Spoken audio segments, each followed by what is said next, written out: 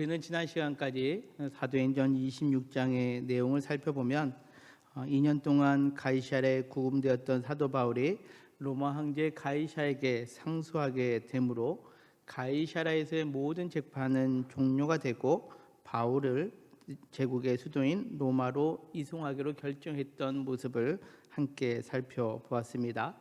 특별히 사도행전 26장 30절에 보면 왕과 총독과 버니게와 그와 함께 앉은 사람들이 다 일어나서 물러가 서로 말하되 이 사람은 사형이나 결박을 당할 만한 행위가 없다 하더라라고 그렇게 말했다는 거죠. 사실 모든 사람들의 입을 통해서 다시 한번 바울이 결백하다라는 것을 성경은 우리에게 알려주고 있습니다. 근데 특별히 헤롯 아그리파 왕이 아주 의미 있는 말을 하게 되는데요. 32절에 보면 이에 아그리파가 베스토에게 이르되 이 사람이 만일 가이사에게 상소하지 아니하였더라면 석방될 수 있을 뻔하였다 하니라 라고 그렇게 말합니다. 아그리파 왕이 보았을 때 바울이 상소하지 않으면 풀려날 텐데 상소했기 때문에 다시금 로마까지 가게 되었다라는 것을 의미하죠. 즉시 석방할 수 있는 기회를 스스로가 놓쳤다라는 의미로 지금 아그리파가 베스토에게 말하는 장면으로 이 26장이 끝나는 것을 보게 됩니다. 사실 아무런 죄가 없던 바울, 그곳에 있던 모든 사람들이 저 사람은 사형당할 만한 일도 없었고 그가 갇혀 있을 만한 행위가 없었다라고 모든 사람들이 인정하는데 스스로가 황제에게 상소했기 때문에 이제는 머나먼 로마까지 가게 되는 여정이 남아있다라고 하며 이 바울에 대하여 어리석었다라고 표현하고 있는 것, 이것이 어찌 보면 그 자리에 있던 사람들의 마음이었다라는 겁니다. 그러나 우리가 이 사람들이 오늘 성경에서 말하고 있는 것처럼 상소하지 않았으면 그들이 석방될 수 있을 것이다 라는 것은 그때 그 당시에 있던 사람들의 시각이지만 그러나 그들이 보지 못한 것이 있습니다. 무엇을 보지 못했습니까? 바로 하나님의 계획하심이 그들이 보지 못하는 것들이었다라는 것을 성경은 우리에게 말씀하고 있습니다. 오늘 성경에 보면 사도행전 27장 이제 넘어가서 성경은 이렇게 말씀합니다. 우리가 배를 타고 이탈리아에 가기로 작정되매라고 그렇게 시작을 하고 있죠. 여러분들, 우리가 배를 타고 이탈리아로 가기로 작정하다가 맞습니까? 작정되다가 맞습니까? 문법적으로 보면 우리가 결정하는 거기에 작정되다라는 표현이 맞습니다. 근데 오늘 성경에 보면 작정이 되매라고 그렇게 기록하고 있죠.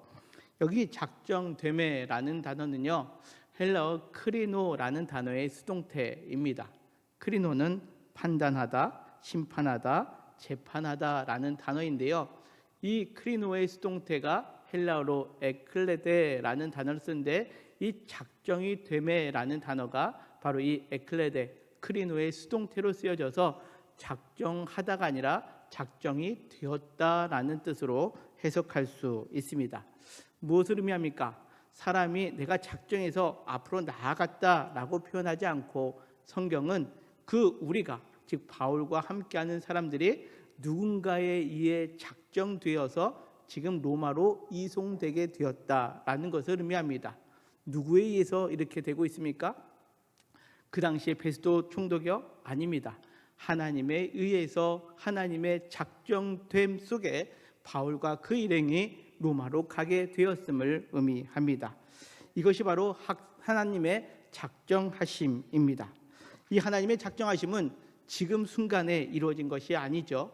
우리가 앞서 살펴보았던 사도행전 23장 11절에 있는 말씀, 그 밤에 주께서 바울 곁에 서서 이르시되 담대하라, 내가 예루살렘에서 나의 일을 증언한 것 같이 로마에서도 증언하여야 하리라 하시니라 라는 이 말씀처럼 바울에게는 이미 하나님의 작정하심이 로마로 이끄심이었음을 성경은 우리에게 말씀합니다. 사실 만일 아그리파 왕의 말처럼 바울이 가이사랴에서 로마 황제에게 상소하지 않고 풀려났다면 어떠한 일들이 벌어졌겠습니까? 그냥 자유의 몸이 되었을까요? 꼭 그렇지만은 않습니다. 성경에 보면 이 바울을 죽이고자 마음먹었던 사람들이 있었는데, 바울을 죽이기 전에는 먹지도 아니하고 마시지도 아니하겠다고 하고 이같이 동맹한 자가 40여 명이나 있었다라고 사도행전 23장에서는 기록하고 있지 않습니까? 이뿐 아니라 이 바울이 석방되었다면 그는 아마 이 사람들에 의해서 온전하게 로마로 가지 못하고 죽임을 당할 수밖에 없는 처지에 놓이게 되었다라는 거죠. 뿐만 아니라 이 가이사라에서 로마까지의 거리는 약 2200km 정도 된다고 합니다. 너무나 긴 거리죠. 그동안 바울이 이제 3차 전도 여행까지 많은 여정이 있었지만 그동안의 전도 여정과는 달리 이 로마까지 여정은 더 험난한 여정이었음을 의미합니다. 더욱이 이제 바울은 많이 연약해진 노년에 접어들었기 때문에 로마까지 혼자 그 길을 걸어간다라는 것, 거기까지 간다라는 것은 매우 벅찬 일이 될 수밖에 없었다라는 겁니다. 하나님은 이러한 바울과 또 이러한 상황 때문에 하나님께서는 어떻게 작정하셨느냐? 바울로 하여금 로마 군대에 힘입어 이제 로마까지 이송되는 과정을 허락해 주셨다라는 거죠. 누구보다도 안전하게 로마까지 가게 하셨음을 오늘 성경은 말씀합니다. 그것이 1절 하반절에 이렇게 표현하고 있습니다. 우리가 배를 타고 이탈리아에 가기로 작정이 되었습니다. 하나님에 의해서 작정이 되매 바울과 다른 죄수들 몇 사람을 아구스토대의 백부장 율리오라는 사람에게 맡겨졌다라고 성경은 말씀합니다. 여기 보니까 아구스토대의 백부장 율리오라는 사람이 등장을 합니다. 여기서 말하는 아구스토대는 당시 로마 황제에 속한 직속 부대를 의미합니다. 그 부대의 백부장 율리오에게 바울과 몇몇 죄수들이 그 손에 맡겨지게 되고 그 군대의 보호함 속에 로마까지 가게 되었음을 의미합니다. 어찌 보면 그 바울의 생명을 로마까지 안전하게 보호할 수 있는 그러한 장치가 되었음을 오늘 성경은 우리에게 말씀하고 있습니다. 오늘 하나님의 작정하심이라는 표현, 하나님에 의해서 우리가 그 작정되게 되면 어떠한 길을 걸어가게 되느냐? 우리가 생각할 때는 도저히 이해할 수 없는 길, 세상 사람들이 볼 때는 때로는 미련하고 어리석게 보이는 길이다 한다 할지라도 우리가 하나님에 의해서 작정되면 하나님께서는 그 길을 책임져 주시고 보호해 주신다라는 것을 오늘 성경은 우리에게 말씀하고 있습니다. 사실 아그리빠 왕의 말처럼 당시 마지막 재판장에 있었던 사람들의 말처럼 왜 로마 황제에게 상소해서 저렇게 군대에게 끌려서 가는 것처럼 보여지는 것, 머나먼 길을 가게 되느냐라고 사람들은 생각할 수 있지만 하나님께서는 이 바울을 로마로 보내주기 위하여 바로 이 아구스토대의 백부장 율리오라는 사람에게 맡겨져서 하나님은 그 사람으로 책임져주고 그 사람으로 바울을 보호하게 해줬음을 오늘 성경은 우리에게 말씀합니다. 우리의 삶 속에서도 마찬가지입니다. 하나님께서 우리에게 작정되어 주신 바가 되면 우리는 때때로 어렵고 힘든 형편 가운데 있다 한다 할지라도 하나님이 우리를 책임져 주시고 보호해 주시는 은혜가 있음을 여러분들 믿음으로 고백하는 오늘 이 예배의 자리가 되시기를 주님의 이름으로 간절히 소망합니다. 그렇습니다. 하나님께서 작정하시면 그 삶은 하나님께서 책임져 주십니다.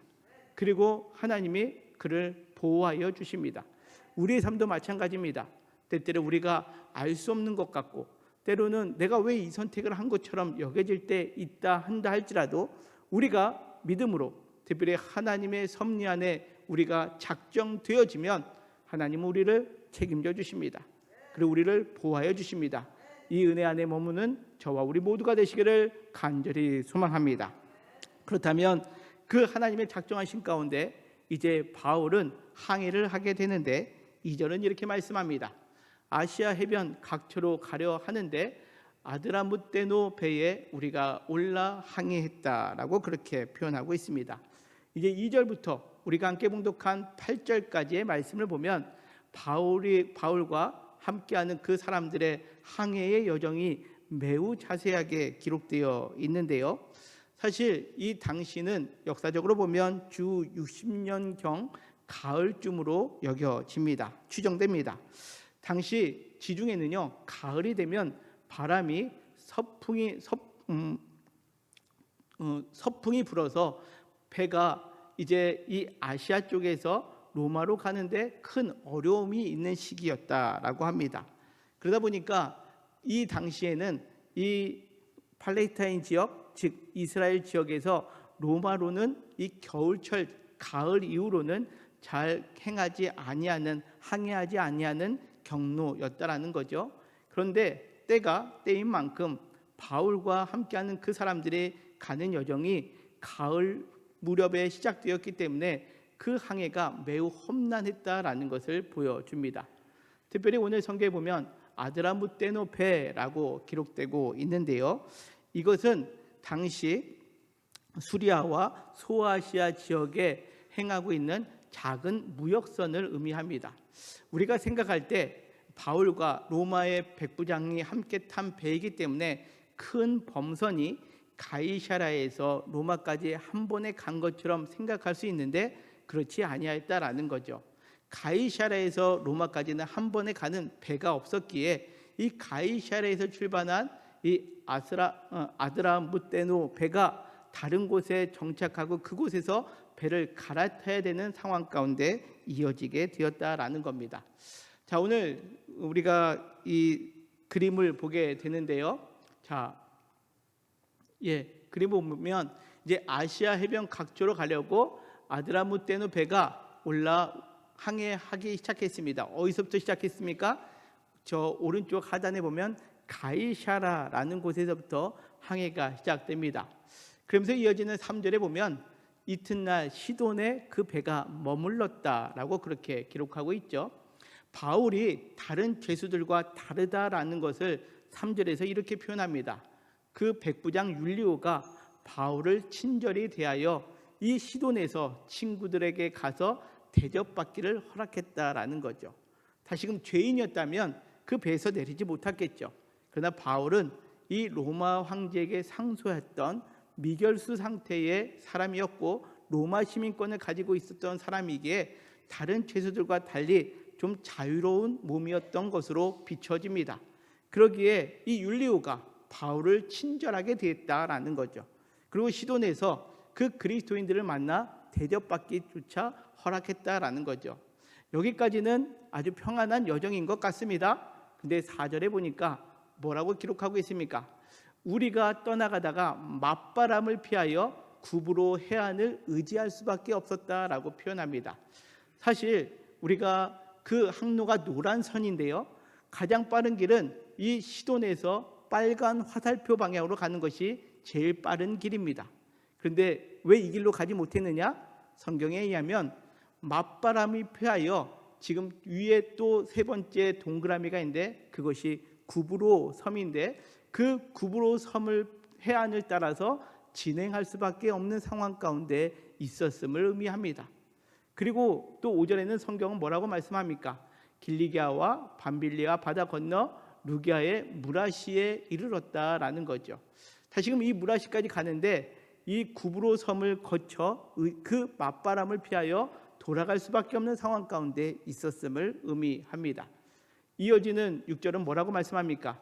거기서 백부장이 이탈리아로 가려 하는 알렉산드리아 배를 만나 우리를 오르게 하였다라는 거죠. 이 무시아에서 이제 비로소 큰 배로 갈아타게 되었음을 의미합니다. 그동안은 작은 배를 타고 움직였다가 아드라무떼노와 같은 작은 무역선을 타다가 이제 이곳 무라시에서 이탈리아로 가는 큰 배로 갈아탔다라는 거죠. 여러분들, 작은 배로 타고 가는 것이 안전합니까? 큰 배로 갈아타서 가는 것이 안전합니까? 큰 배로 갈아타서 가는 게 안전한 거죠. 그런데 성경은 7절부터 또 이렇게 표현을 합니다. 이곳에서 배가 더디가 여러 날을 어떻게 해요? 간신히 니도 맞은편에 이르러 풍세가 더 허락하지 아니하였다라는 거죠. 얼마나 그 항로가 어려웠는지 지금 니도라는 곳에 간신히 도착했는데 그곳에서 풍세가 더 허락하여서 앞으로 나아가지 못했다라는 거죠. 이 무라시에서 이 니도까지도 간신히 간 겁니다. 더욱이 이제 이 니도 맞은편에 이르러서 풍세가 더 허락하니까 가로질러서 갈 수 있는 항로가 있음에도 불구하고 그들은 어떻게 갔느냐? 그 아래에 있는 살몬의 앞을 지나 그레데 해안을 바람막이로 향하여 상해했다라고 그렇게 표현하고 있습니다. 어찌 보면 직선거리가 있음에도 불구하고 뺑뺑 돌아 지금 그 바울을 실은 배가 돌고 있는 상황을 성경은 자세하게 기록하고 있다라는 거죠. 더 나아가 8절에 또 뭐라고 기록하고 있습니까? 또 단어가 나옵니다. 간신히, 정말로 힘들게 그 간신히 그 연안을 따라 미양이라는 곳에 이르니 라세아시에 가깝다라고 하며 미양까지 오게 되는 그 과정을 오늘 8절까지 아주 세밀하게 자세하게 기록하고 있는 것을 보게 됩니다. 자, 여기서 우리도 또 하나의 한 가지 교훈을 얻을 수 있습니다. 무엇을 우리는 생각할 수 있느냐? 우리가 하나님에 의해서 작정되면 그 길이 언제나 형통하고 편안한 여정이 아닐 수 있다라는 것을 우리는 기억해야 합니다. 우리는 이렇게 생각합니다. 조금 전에 하나님께서 책임져 주시고 하나님께서 보호해 주시는 길이다라고 했을 때 우리는 아멘을 했습니다. 그러면 우리는 또 생각합니다. 하나님께서 책임져 주시고 보호해 주시면 그 길은 순풍에 돛단 듯이 아주 편안하게 아주 빠르게 그 길을 걸어갈 것이다 라고 우리는 생각을 합니다. 그러나 오늘 성경은 말씀합니다. 하나님에 의해서 작정되었지만 바울의 여정은 어떠했습니까? 그 길이 형통하지 않습니다. 모든 순간 간신히 맞바람에 의해서 앞으로 나아가지 못하고 오히려 돌아갈 수밖에 없는 상황, 때로는 멈춰서 그곳에 머무를 수밖에 없는 상황을 만나게 되었음을 성경은 우리에게 보여주고 있습니다. 그렇습니다. 우리가 이 상황 가운데 우리가 기억해야 될 것은 바로 이겁니다. 하나님이 우리에게 작정하여 주실 때에 우리의 인생의 걸음은 무조건 좋은 길이 아니라 때로는 막혀 있을 때 맞바람으로 인하여 더디가고 또 그 간신히 고생하면서 어렵게 한 걸음 한 걸음 내디딜 때가 있음을 우리는 기억해야 한다라는 거죠. 때때로 우리가 그럴 때가 있습니다. 우리가 더디갈 때, 막힐 때, 또 어려움이 있을 때 무슨 생각합니까? 하나님이 지금 나를 안 도와주시는 것 같아. 이거 하나님이 원하시는 길 아닌 거 아니야? 라고 우리가 그렇게 생각할 때가 있습니다. 근데 오늘 본문에 나와 있는 바울의 여정을 보십시오. 바울이 기도하지 아니하는 사람입니까? 아닙니다. 바울이 하나님에 의해 택함받고 쓰임받는 사람임에도 불구하고 그 신약 시대의 가장 위대한 전도자라고 하는 바울도 오늘 그 여정을 보면 하나님에 의해서 작정되었음에도 불구하고 그의 여정은 순탄하지 아니하였음을 오늘 성경은 우리에게 보여주고 있다는 거죠. 그러면 그냥 순탄하지 아니하는 것으로 끝냈냐? 그것은 또 아닙니다. 오늘 1절의 말씀을 다시 보면 우리가 배를 타고 이탈리아로 가기로 작정되었다라고 성경은 말씀합니다. 여기 바울이 로마로 가는 길을 홀로 가지 않는 것이 아니라 우리 1인칭 복수로 기록되어 있음을 우리는 유심히 살펴볼 수 있어야 합니다. 여기 사도행전에서 우리다라고 표현되면 누가 동행하고 있다라고 말씀드렸죠? 의사 누가가 동행하고 있음을 의미합니다.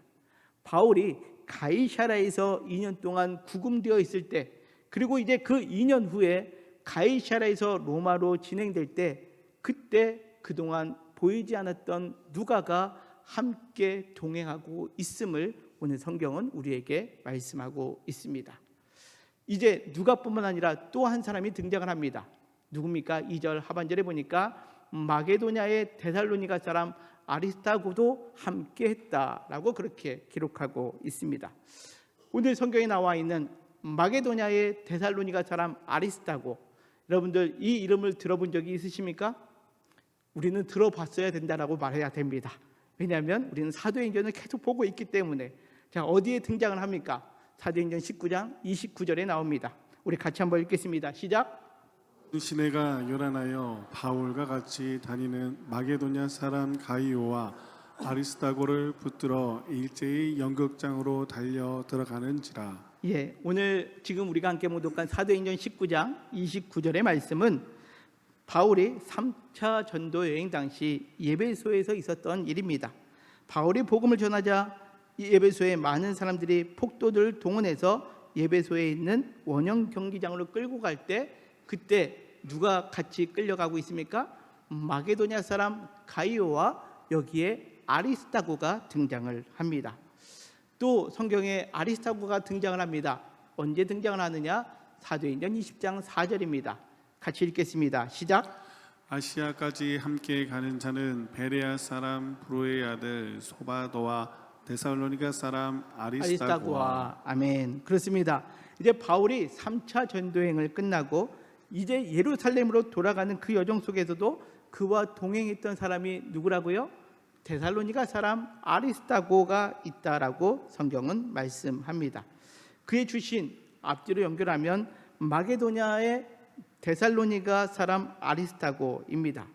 사실 데살로니가에서 바울은 복음을 증거할 때에 어떤 일이 있었습니까? 회당에서 복음을 증거하다가 유대인들의 시기를 통해서 불량배들을 통해서 그곳에서 고난을 당하게 됩니다. 그래서 급히 그 데살로니가를 떠날 수밖에 없는 상황이었죠.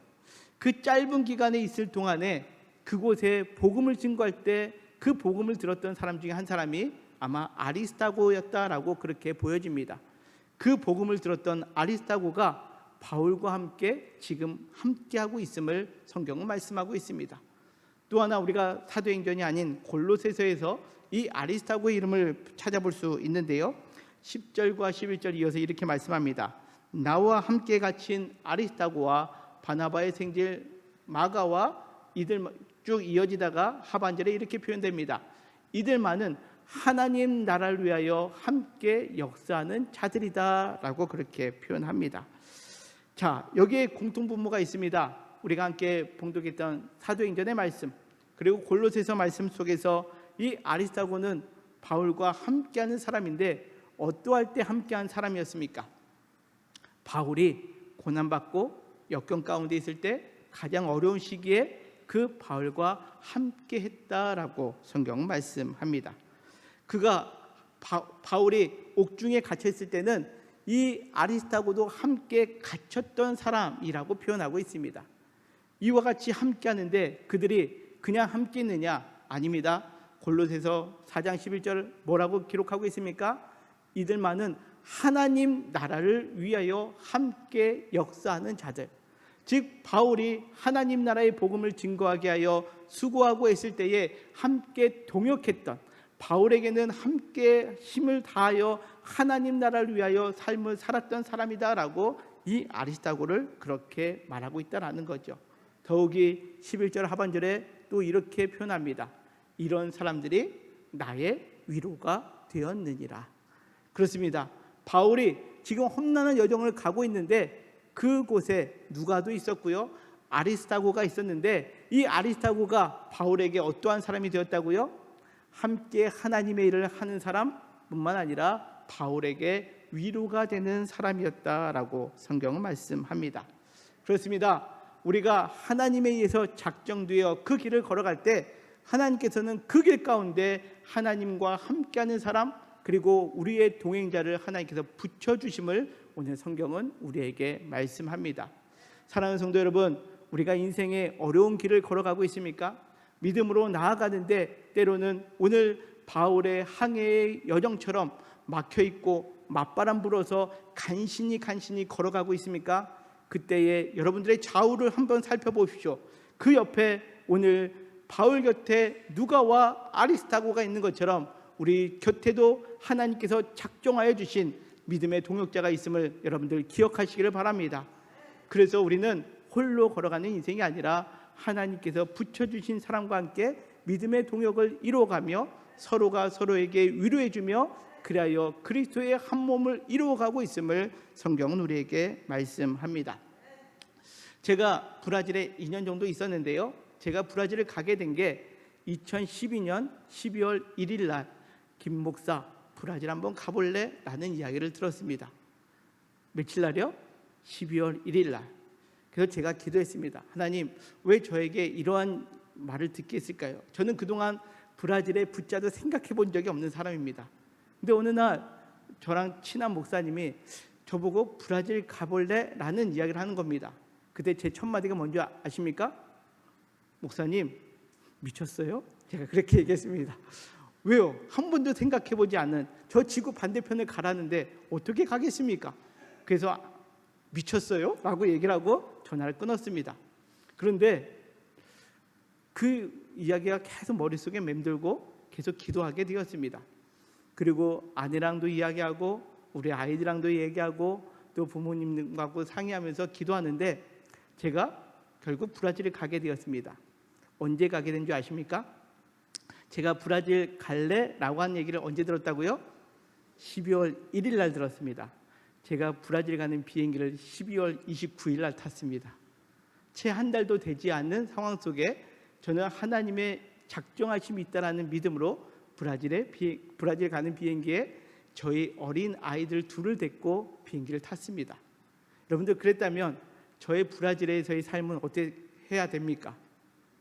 그렇죠? 평안하고 또 모든 게 형통하고 잘 돼야 되는 거 아닙니까? 네, 브라질에서의 저의 2년의 삶은 제가 지금까지 살아온 삶 중에 제일 힘든 삶을 살았습니다. 그때마다 왜 하나님은 분명히 내가 기도하고 정말 하나님의 뜻 가운데 급하게 필요하기에 정말 그 누구도 결단할 수 없는 것을 결단해서 여기 왔는데 내 인생은 왜 이렇게 힘들까라고 하나님을 원망한 적도 있습니다. 그런데 그때마다 하나님은 저에게 오늘 이 바울에게 누가와 아리스타고를 만나게 해주신 것처럼 좋은 만남을 주셨습니다. 때로는 저보다 더 힘들게 살아가는 선교사님의 손길을 통해서, 아니면 가까이에 있는 한국인 교인을 통해서, 또한 제 후배의 먼 친척 되시는 분의 손길을 통해서, 또 한국에 만났던 그 교우가 브라질에 출장 오는 길에 만남을 통해서 그때마다 하나님이 저를 위로해 주시고 하나님께서 이끌어 주셨음을 경험했습니다. 물론 그때를 지금도 생각하면 기억하고 싶지 않은 생각들도 많이 있습니다. 그러나 그 과정이 있었기에 오늘날 제가 있는 것이다 라고 여겨지게 되었다라는 거죠. 바로 하나님께서 우리의 삶 가운데 그렇게 역사하십니다. 그 당시에는 막막합니다. 어렵습니다. 그러나 그 순간 하나님은 우리에게 가장 좋은 만남, 위로의 만남을 주시는 분이심을 오늘 성경은 우리에게 말씀합니다. 이와 같은 위로의 만남, 위로의 동역자가 우리 곁에 있음을 여러분들 믿음으로 고백하며 나아가는 오늘 이 예배의 자리가 되시기를 주님의 이름으로 간절히 축원합니다. 뿐만 아니라 어떤 분은 또 이렇게 이야기합니다. 목사님, 아무리 찾아도 내 주변에는 함께 동역하는 사람, 또 나를 위로해 준 사람이 없던데요 라고 말하시는 분들도 계실 줄 모릅니다. 그러나 그분 곁에도 분명히 있는 분이 계십니다. 누굽니까? 바로 그 길에 우리 주님이 함께하고 계십니다. 바울이 지금 하나님의 작정된 길을 걸어갈 때 그곳에 하나님이 잘 가라 라고 하지 않는다라는 거죠. 그 길에 주님은 동행하고 계시다라는 겁니다. 이것이 오늘 우리에게 주시는 가장 귀한 메시지 아니겠습니까? 왜 그 여정에 바울 곁에 주님이 계시느냐? 주님께서 약속하셨거든요. 어떻게 약속하셨습니까? 마태복음 28장 20절에 있는 말씀입니다. 같이 읽겠습니다. 시작. 내가 너희에게 분부한 모든 것을 가르쳐 지키게 하라. 볼지어다 내가 세상 끝날까지 너희와 항상 함께 있으리라 하시니라. 아멘. 믿으십니까? 그렇습니다. 이것이 그리스도 예수 안에서 살아가는 우리의 믿음이 되어야 됩니다. 하나님의 작정하신 가운데 있는 사람들은 어떠한 순간을 만난다 한다 할지라도 때로는 맞바람이 불고 때로는 간신히 걸어가는 그 길에 하나님의 도우심으로 말미암아 좋은 사람을 만날 수 있는 동역의 관계도 있지만 더 중요한 것은 그 자리에 우리 하나님이 함께하여 주심을 여러분들 믿으시기를 바랍니다. 그렇습니다. 우리의 인생 가운데 우리는 하나님의 작정하심이 있음을 고백할 수 있어야 됩니다. 여기 계시는 저와 우리 모든 한 사람 한 사람에게 하나님의 작정하심은 있습니다. 특별한 사람만 하나님이 작정하시는 것이 아닙니다. 하나님은 여기 계신 모든 한 사람 한 사람에게 작정하시고 계획하신 뜻이 있으십니다. 그 뜻을 향하여 우리가 나아갈 때에 오늘 이것을 기억하셨으면 좋겠습니다. 하나님의 작정하심 속에서 도무지 알 수 없고 힘든 여정을 만날 때 그 상황 속에 기도로 하나님의 뜻을 묻고 한 걸음 한 걸음 나아가는 그러한 믿음을 소유하는 우리 영통교회 모든 성도님들 되시기를 주님의 이름으로 간절히 축원합니다. 그렇습니다. 하나님의 작정하심, 바울처럼 왜 상수했어? 라는 이야기를 들을 때 그러게 내가 왜 저 머나먼 길을 가야 되만 할까라고 도무지 알 수 없는 상황, 그리고 맞바람이 불고 때로는 간신히 걸어갈 수밖에 없는 그 힘든 여정 속에서도 하나님이 작정하심을 믿는다면 우리는 기도로 하나님의 뜻을 묻고 한 걸음 한 걸음 나아가야 된다라는 거죠. 뿐만 아니라 우리가 그 하나님이 작정하신 그곳에 하나님이 계심을 믿어야 합니다. 그렇습니다. 때로는 나 홀로 벌어진 것 같습니다. 아무도 없는 것 같습니다.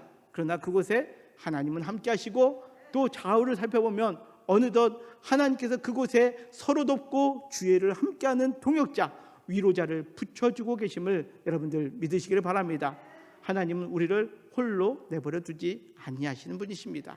비록 내가 어느 순간에는 정말 홀로 있는 것 같다 한다 할지라도 주님은 그 자리에 함께 하시고 어느 순간에 하나님의 사람으로 붙여주심으로 인하여 우리는 함께 그 믿음의 일, 하나님의 나라를 이루어가는 그 일에 우리 모두가 동참할 수 있게 만들어주심을 오늘 성경은 우리에게 말씀합니다. 사랑하는 성도 여러분, 오늘 말씀을 통해서 우리 한 사람 한 사람 나에게도 하나님의 작정하심이 있음을 믿으시기를 바랍니다. 그리고 그 작정하심 속에 하나님께서 나와 함께 하시고 그 동역자를 통해서 하나님 나라를 이루어 가시는데 지금 내 옆에 함께 예배드리고 있는 믿음의 동역자, 그리고 함께 우리가 구역 예배 드리고 또 봉사하고 애쓰는 우리 옆에 있는 모두가 하나님께서 붙여주신 참된 위로자임을 기억하며 믿음의 아름다운 공동체를 이루어가는 우리 영통교회가 되시기를 주님의 이름으로 간절히 축원합니다.